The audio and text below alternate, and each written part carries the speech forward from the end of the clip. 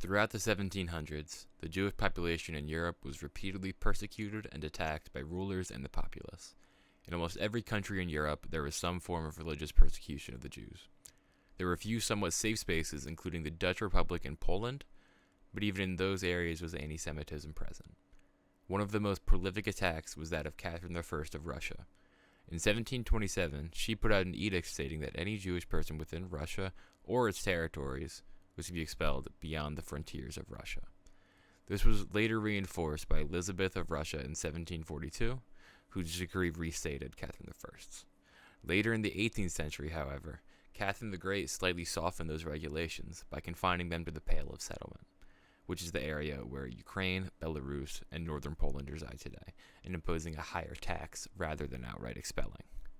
Even Poland, which had the highest Jewish population of any country at the time, had cities that exiled entire Jewish communities from their walls.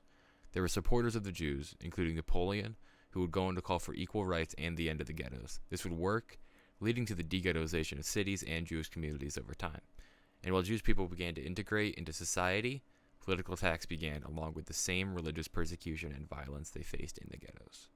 Now, let's shift our focus over to the Jewish Enlightenment, which is a movement that began during the 1770s and ended in the late 19th century. The Jewish Enlightenment was a movement that sought to preserve and bring back Jewish culture and heritage, as well as integrate into the population without losing one's own culture. The movement sought to increase Jewish participation in the wider economy and culture while still preserving themselves as their own unique group. It faced much opposition from traditionalists, who fought the globalization aspect of the movement, and assimilationists, who sought to eliminate the Jewish population as a defined group altogether, assimilating them into the wider population. All in all, the 1700s was a time for change for the Jews.